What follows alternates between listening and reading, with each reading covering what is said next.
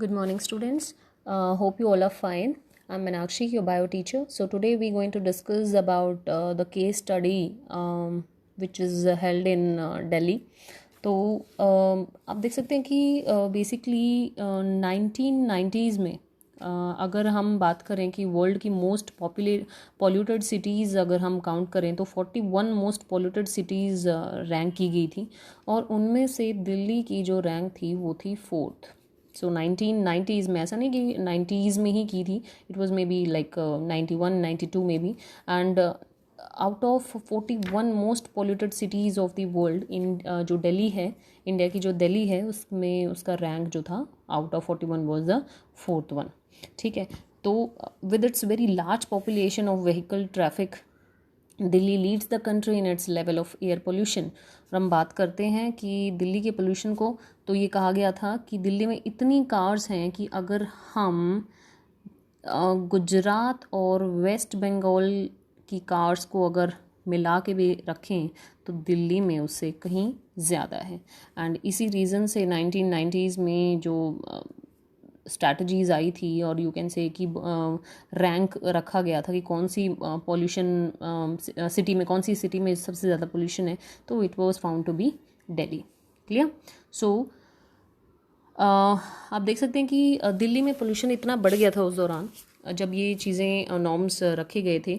तो वहाँ की जो एक्टिविटीज़ हैं, अब नॉर्मली ऐसा नहीं है कि सभी को अपने काम से मतलब होता है, कुछ ऐसे होते हैं जो नेचर लविंग होते हैं लोग. तो अगर देखा जाए तो उन लोगों ने पब्लिक इंटरेस्ट को मद्देनज़र रखते हुए एक पब्लिक इंटरेस्ट लिटिगेशन फाइल किया सुप्रीम कोर्ट में, जहाँ पे उन्होंने कहा कि दिल्ली का जो पोल्यूशन है वो बहुत ही ज़्यादा है.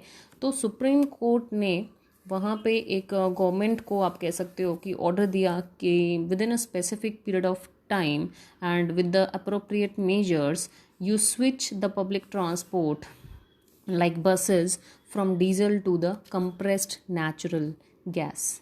ठीक है. सो आप पब्लिक ने जब इस लिटिगेशन को लगाया, सुप्रीम कोर्ट में फ़ाइल किया, तो सुप्रीम कोर्ट ने सरकार को कहा कि जो दिल्ली का जो ट्रांसपोर्ट है उसको डीजल से हटाकर सीएनजी में चेंज किया जाए. ठीक है. तो इसके साथ जो हमारे एक्टिविटीज़ थे जिन्होंने ये फाइल किया था, तो सरकार ने इस पर काम करना शुरू कर दिया. And by the end of 2002 all the buses of Delhi were converted to run on CNG.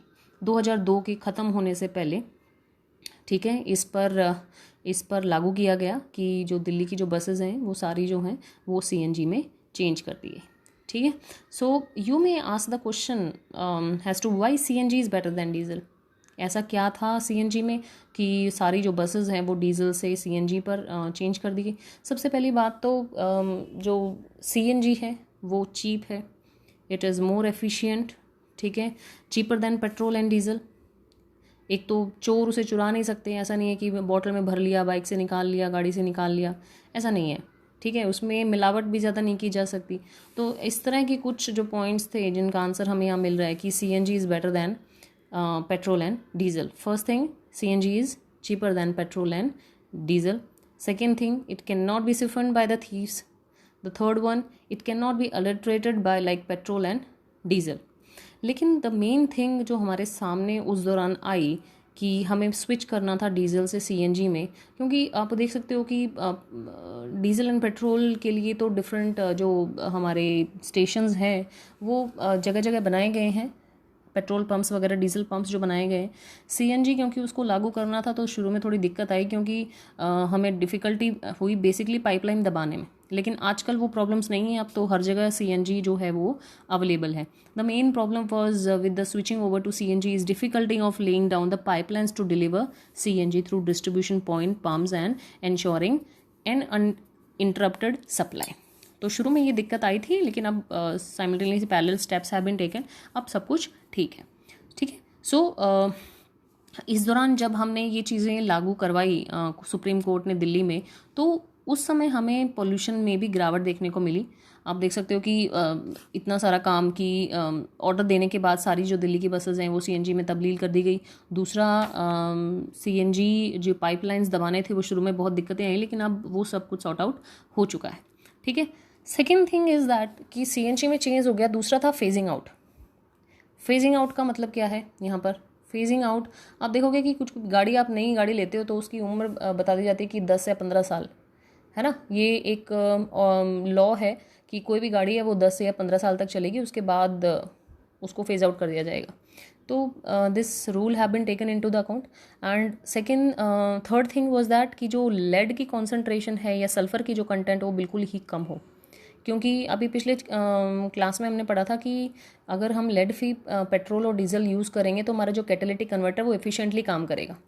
लेकिन जिस पेट्रोल और डीजल में ये लेड होगा वहाँ पे हमारे कैटालिटिक कन्वर्टर को प्रॉब्लम होगी, वो उतनी एफिशिएंटली से काम नहीं कर पाएगा, है ना। So simultaneously the parallel step has been taken in Delhi for reducing the vehicular pollution including phasing out of old vehicles. जो पुराने व्हीकल्स हो गए क्योंकि उनका इंजन जो है वो पुराना हो गया है, अपडेटेड नहीं है, तो उनको हम फेज आउट करें। दूसरा, हम अनलीडेड पेट्रोल और डीजल को यूज़ करें। दूसरा, उसमें लो सल्फर काउंट हो पेट्रोल और डीजल में, ताकि जो कैटालिटिक कन्वर्टर्स हैं व्हीकल में वो एफिशिएंटली काम कर सकें। तो that was the main points which been taken into the account, right. Now जो इंडियन गवर्नमेंट थी, the government of India through a new auto fuel policy had laid out a roadmap to cut down the vehicular pollution in Indian cities. More stringent norms for fuels mean steadily reducing the sulfur and aromatic content in the petrol and diesel fuel. Yes. So अब अगर हम बात करें तो आपने देखा होगा कि कई बार आप गाड़ी लेके जाते हो तो जो काफ़ी सारे एक सेंटर्स बनाए गए हैं जगह जगह पोल्यूशन को चेक करने के लिए। अगर आपकी गाड़ी का वो पोल्यूशन लेवल चेक करते हैं बेसिकली, तो वो एक स्टिकर लगाते हैं आपकी गाड़ी में कि आपकी गाड़ी में इस तरह का कोई भी रिएक्शन नहीं हो रहा है कि जो एनवायरनमेंट को नुकसान पहुंचाए। तो पोल्यूशन लेवल चेक किया जाता है। इंजन, जो नई गाड़ियाँ बनाई जाती हैं उनका इंजन अपग्रेड हो, पुराना ना हो, एफिशिएंट हो, अनलीडेड, जिसमें पेट्रोल डले बेसिकली, ठीक है। सो इस तरह के बेसिकली स्टेप्स उठाए गए गवर्नमेंट के द्वारा, इंडियन गवर्नमेंट के दौरान, ताकि जो हमारी एनवायरनमेंट है उसमें पोल्यूशन ज़्यादा ना हो। अगर हम बात करें तो यूरो नॉर्म्स चलाए गए थे हमारे भारत में। यहाँ पर आप देखने को मिलेगा आपको कि euro 2 norms, for example the stipulate that sulphur should be controlled. अब यूरो 2 के नॉर्म्स के हिसाब से उन्होंने बताया कि हमारे जो पेट्रोल और डीजल में, पेट्रोल में कम से कम 150 पार्ट्स पर मिलियन किसकी कंटेंट हो? सल्फर की कंटेंट हो। किसके अंदर है ये? पेट्रोल के अंदर। डीजल के अंदर कितनी है? 350 पार्ट्स पर million in case of diesel, ठीक है। दूसरा, ये तो था गवर्नमेंट की तरफ से कि इतना सल्फर कंटेंट होना चाहिए, इतना डीजल के अंदर होना चाहिए, इतना पेट्रोल के अंदर होना चाहिए। लेकिन यूरो 2 नॉर्म्स के हिसाब से उन्होंने कहा कि बेसिकली इसके अंदर 50 पार्ट्स पर मिलियन और हम इसमें कम कर सकते हैं, ताकि जो एनवायरनमेंट है उसको नुकसान ना हो। ये तो था सल्फर कंटेंट के बारे में। एरोमेटिक जो हमारे कंपाउंड्स हैं उनकी जो कॉन्सेंट्रेशन होनी चाहिए वो यहाँ पे मेंशन की गई है। आप देख सकते हैं 42% of concerned fuel, and that is the account of the aromatic hydrocarbons that should be present in the sulfur and petrol. Clear? तो वो भी उन्होंने कहा कि उसको भी हम घटाकर कम से कम 34 to 35% हम कर सकते हैं, ठीक है। यूरो 2 नॉर्म्स के हिसाब से उन्होंने कहा कि सल्फर और एरोमेटिक जो कंपाउंड्स हैं उनकी जो वैल्यू है वो बिल्कुल ही कम होनी चाहिए, ठीक है, ताकि वो नुकसान ना पहुंचाए। और लेड की तो बिल्कुल ही नहीं, क्योंकि लेड होगा तो हमारे जो कैटालिटिक कन्वर्टर्स हैं वो बिल्कुल काम नहीं कर पाएंगे। तो जो सल्फर का जो लेवल है या जो एरोमेटिक कंपाउंड्स हैं इनकी वैल्यू कम होनी चाहिए। तो मैंने आपको बताया कि पेट्रोल के अंदर थी 150 ppm एंड डीजल के अंदर थी 350 ppm। सो इनको 50, आप कह सकते हो 50 और इसमें से कम कर दिया यूरो 2 नॉर्म्स के हिसाब से, ठीक है, तो ताकि जो एफिशिएंट काम कर सके, राइट। तो नेक्स्ट स्लाइड में हम देखेंगे। So it was reduce to about, I told you about 34 to 35% about the aromatic compound, ठीक है। So corresponding to the fuel the vehicular engines will also भी need to upgraded. I told you कि जो vehicles के engine होने चाहिए वो भी अपग्रेडेड होनी चाहिए। अब जो भारत स्टेज 2 था, जो नॉर्म्स अभी मैं आपको बता रही थी यूरो 2 नॉर्म्स, तो वो भारत का स्टेज 2 नॉर्म्स था जिसको करेंटली प्लेस किया था काफ़ी सिटीज़ में। ये जो मैंने आपको रूल्स एंड रेगुलेशन अभी बताई कि 150 ppm 350 ppm, बट जो पोल्यूशन लेवल है वो चेक करना चाहिए, सल्फर कंटेंट बिल्कुल कम होनी चाहिए, एरोमेटिक की कम होनी चाहिए, लेड बिल्कुल नहीं होना चाहिए, फेजिंग आउट होनी चाहिए व्हीकल्स की, CNG यूज़ करना चाहिए। तो वो काफ़ी सिटीज़ में यूज़ किया गया, जिसमें से दिल्ली, मुंबई, कोलकाता, चेन्नई, बैंगलोर, हैदराबाद, अहमदाबाद, पुणे, सूरत, कानपुर, आगरा।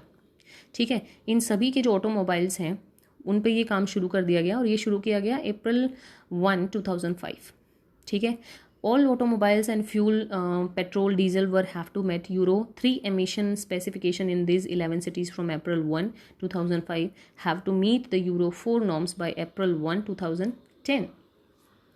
अब डिफरेंट नॉर्म्स यहाँ पे प्लेस किए गए, यूरो नॉर्म्स 3, यूरो नॉर्म्स 4। तो उनको याद करने के लिए बेसिकली है, यहाँ पे अगर आप देखेंगे तो उन्होंने बता रखा है कि 2010 तक जो यूरो 3 है एंड यूरो 4, ठीक है, उसको भी यूज़ किया गया। और रेस्ट ऑफ जो कंट्रीज़ आप कह सकते हो, रेस्ट ऑफ द स्टेट्स जो हैं उनमें एप्लीकेबल, या सिटीज़ जो हैं उनमें एप्लीकेबल किया गया। तो इनको याद करने का तरीका है बेसिकली, जो आपके व्हीकल्स हैं आप उनमें देख सकते हैं कि अगर 4 टायर में हम बात करते हैं तो सबसे पहले आता है मेजर, जो सबसे बड़ा है 4 ट्रक्स, 4 कार, 3 ऑटो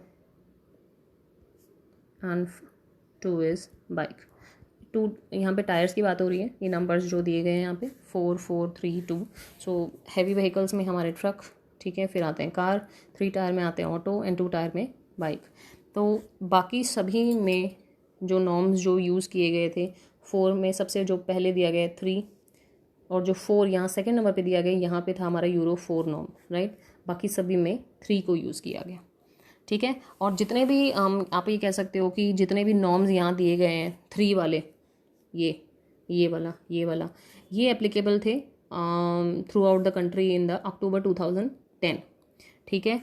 और जो ये सेकंड दिया गया है जो बेसिकली अबाउट द कार था, ये स्पेसिफाई किया गया था 13 सिटीज़ में, जो मैंने आपको बताई अभी कि उसमें दिल्ली, मुंबई, कानपुर, पुणे, सूरत, राइट। और ये लागू कह दिया गया था कि 2010 तक ये फॉलो किया जाए, ठीक है। तो that was about the norms in the Bharat. तो उसके बाद अगर हम देखें तो इंडिया में, मैंने आपको पिछले स्लाइड में बताया था कि 1981 में एक प्रिवेंशन एक्ट आया था, air prevention and control of pollution act came into force in 1980, but it was amended in 1987। और उसके साथ एयर पोल्यूशन के साथ साथ उन्होंने नॉइस को भी इंक्लूड किया, ठीक है। It was a major cause for this sound, you can say. कोई भी अनडिज़ायरेबल साउंड हाई लेवल की जो आपको बर्दाश्त नहीं हो रही है is considered to be noise, ठीक है। We have got to use to associating loud sounds with pleasure entertainment, not realising that noise causes psychological and physiological disorder in human beings. शादी में, पार्टियों में डीजे लगता है, काफ़ी हाई अमाउंट ऑफ साउंड जो है उसमें प्रोड्यूस होती है।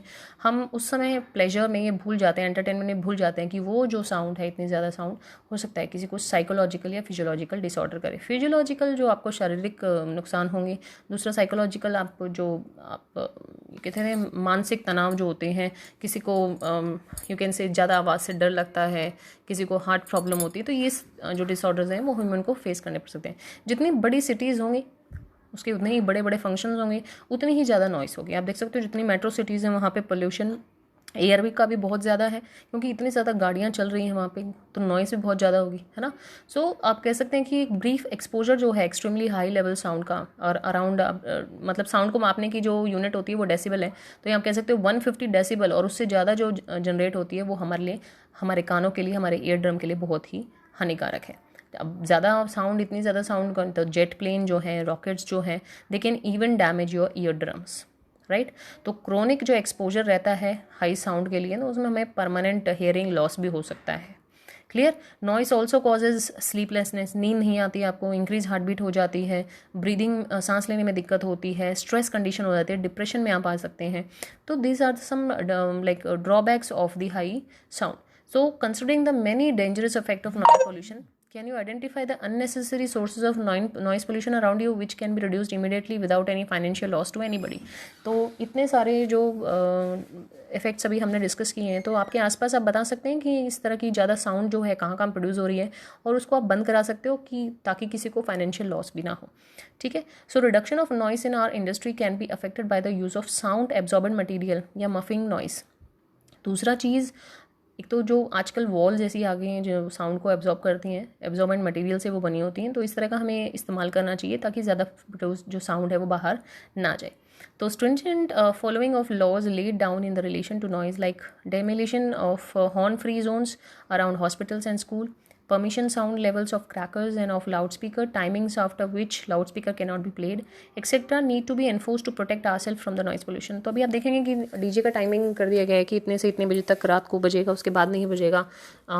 देन जो साउंड परमिशन दी गई है. दूसरा, हॉस्पिटल जो जोन है या स्कूल जोन है उनके आसपास इस तरह की जो हॉर्न फ्री जोन्स बनाई गई हैं कि इस तरह का, ताकि उसको जो नॉइज़ पोल्यूशन उसको मिनिमाइज़ किया जा सके. सो that's all for today. So in the next class we're going to discuss about the water pollution and its control. Thank you.